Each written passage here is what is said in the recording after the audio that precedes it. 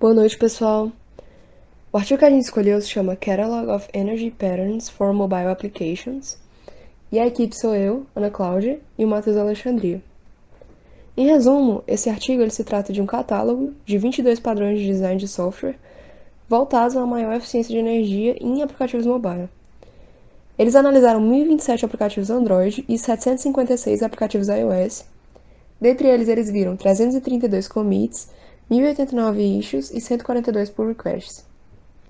No caso, esse estudo é muito útil para qualquer aplicação mobile, mas principalmente é interessante ser visto para sistemas ciberfísicos ou também para a internet das coisas, porque são aplicações que precisam desse detalhe, dessa atenção com a questão do recurso de energia. Os autores desse artigo são Luiz Cruz e Rui Abreu, sendo Luiz um pesquisador de PhD em engenharia de software e o Rui um PhD já em ciência da computação.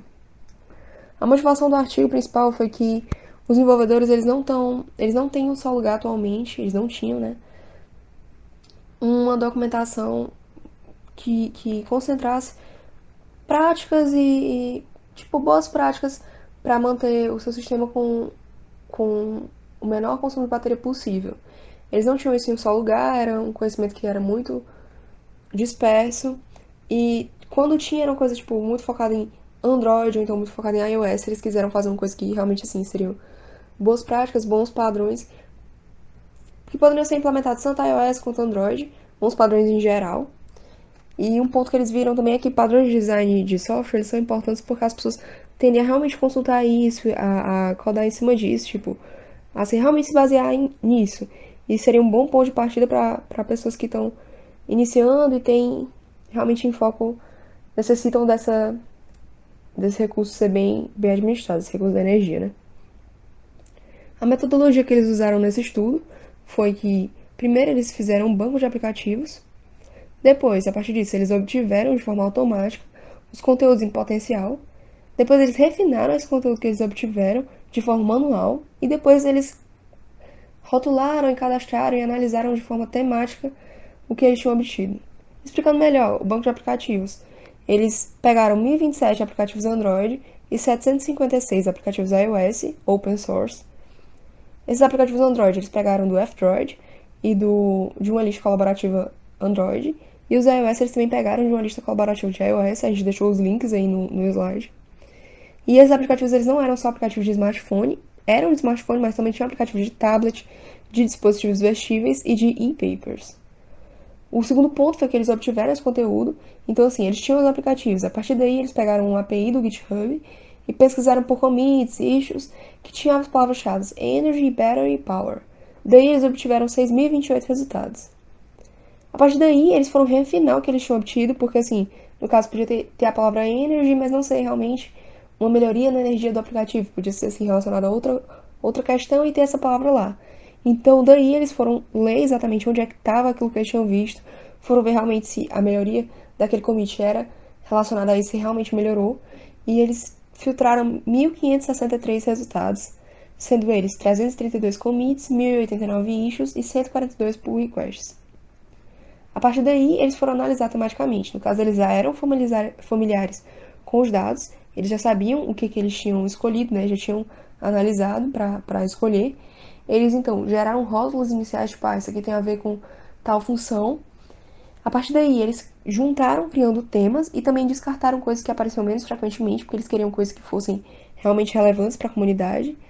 E a partir daí, que eles já tinham agrupado, eles definiram e nomearam os temas e catalogaram direitinho. Então, a partir disso, eles conseguiram um catálogo com 22 padrões. No caso, eles botaram no artigo, mas também está disponível nesse link aí, que é público na internet, o catálogo que eles fizeram. O primeiro padrão assim, que eles viram foi o do modo noturno, que assim, a opção de modo escuro é uma coisa que muita gente usa, mas o modo escuro, principalmente em telas AMOLED, ele é muito útil para a economia de bateria por conta que elas levam em consideração a cor do pixel. Então tem mais pixels escuros quando o modo é um modo escuro. Por isso gasta menos bateria. No caso, é interessante ver também que, principalmente essa feature do modo escuro, ela não foi tão implementada no iOS voltado para a energia quanto foi no Android. E isso pode ser visto muito provavelmente por conta que a tela AMOLED ela foi assim, implementada, foi meio que adotada pelos dispositivos Apple recentemente. Então, assim, não era uma coisa que. Como eles não faziam uso dessa tela AMOLED, não fazia sentido eles fazerem a feature voltada para economia de bateria e colocarem essa questão do modo noturno, já que não ia fazer tanta diferença. Outro ponto que eles viram foi o Dynamic Retry Delay, que no caso seria a questão de aumentar linear ou exponencialmente o tempo de espera entre requisições a recursos que estão indisponíveis. Então, no caso assim, você faz uma requisição para o servidor, ele não responde. Aí você espera um tempo, ele não responde. Aí você espera um tempo, ele não responde. Se você ficar direto fazendo isso com o mesmo X de tempo, assim, sei lá, você espera X tempo, você continuar sempre refazendo essa requisição, você só vai estar gastando energia do usuário. Então, o mais correto seria você ir aumentando essa espera para ver se o servidor vai melhorar, né? Outro ponto é avoid extraneous work. Esse ponto é evitar que o aplicativo mantenha tarefas que não são tão relevantes para o usuário em constante atualização. Então, assim que o usuário não estiver mais vendo aquilo, você não deixa rodando no background, você só tira, entendeu? Para que não fique pesando uma coisa que o usuário não está utilizando de fato naquela hora. Outro ponto é esse race to idle, que é o caso de meio que correr para fechar manualmente os recursos assim que eles estiverem inativos, ou então botar handlers com eventos que disparem assim que o recurso ficar inativo, de alguma forma fechar recursos que não estão sendo utilizados pelo usuário naquele momento, para que ele não fique rodando background também. Outro ponto relacionado a isso também é Open Only When Necessary, que é abrir só quando for necessário, que é abrir o recurso quando ele for estritamente necessário e não no começo da activity, por exemplo, questão de abrir recurso com câmera, essas coisas. Só quando o usuário for utilizar você vai abrir, para não ficar rodando sem ter necessidade.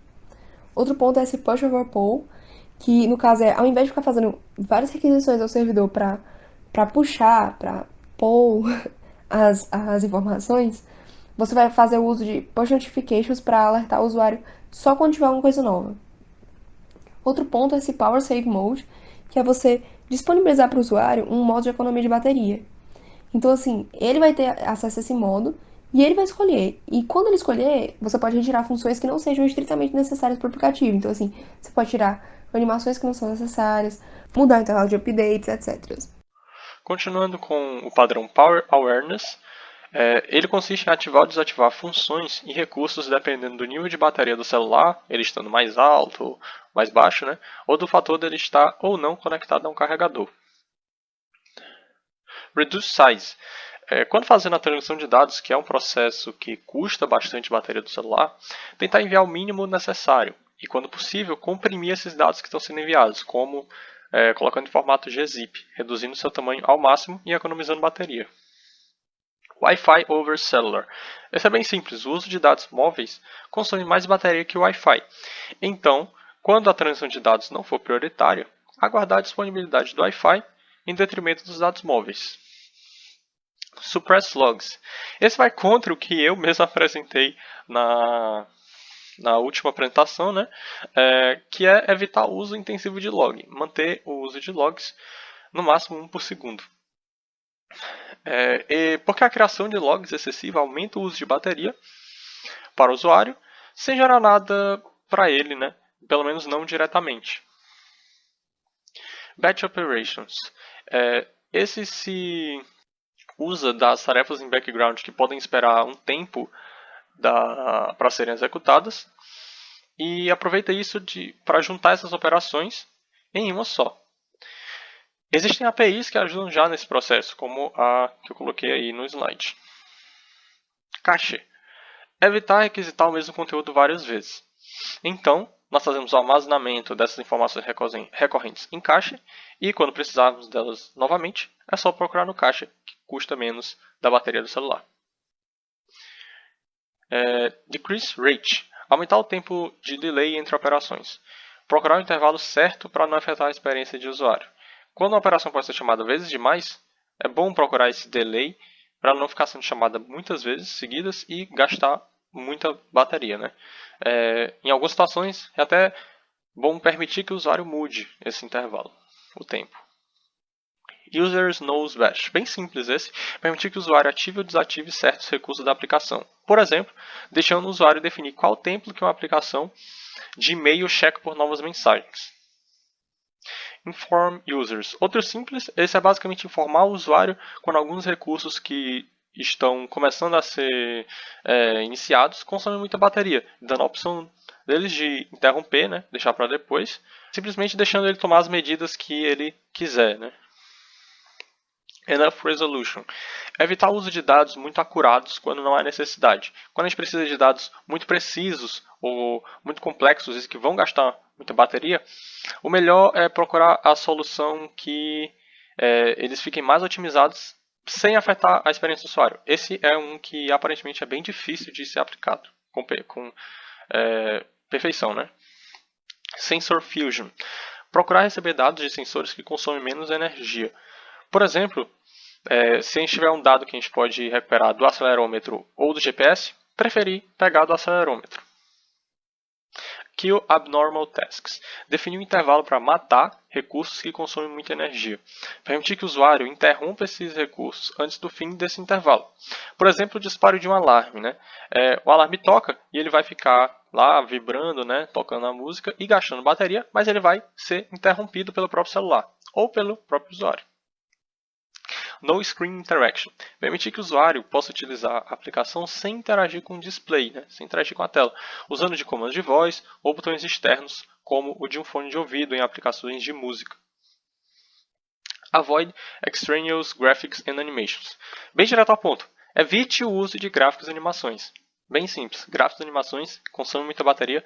Não use elas, usem com frame rate baixos, né? Modifique o frame rate de alguma delas, dependendo da situação. No geral, evite. Manual Sync on Demand. Se existem tarefas que vão usar de muita bateria, fazer com que, e é possível fazer isso, né? Deixar que o usuário escolha quando elas vão ser realizadas, né? Deixar a disponibilidade para ele, a opção para ele de iniciar e interromper elas.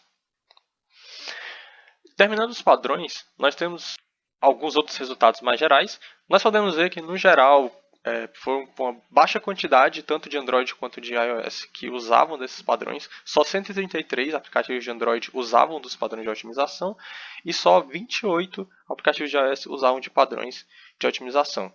Ainda mostrando que, mesmo com números baixos, o Android, os desenvolvedores de Android tomam um pouco mais cuidado em aplicar esses padrões e tentar otimizar a energia, o uso de energia.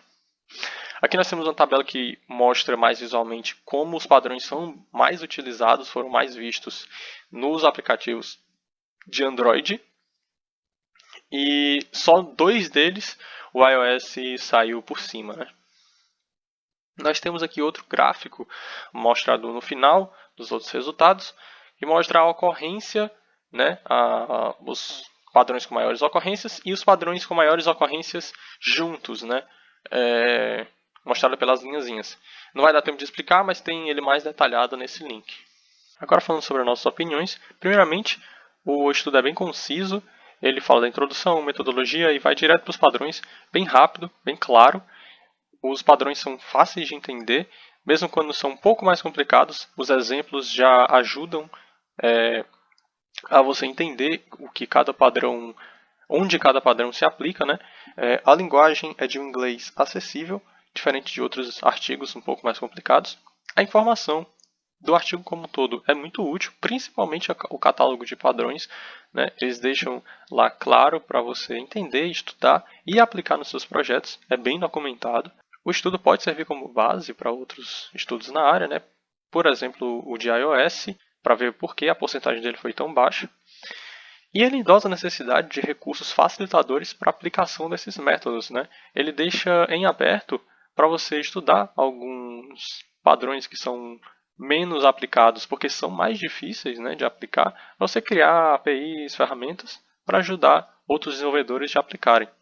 No geral, o artigo é ótimo, ele é direto e bem útil. A gente recomenda para quem tiver interesse ir no link dos catálogos, né, do catálogo de padrões, para dar uma olhada. Mas por aqui a nossa apresentação termina. Obrigado todo mundo e até mais.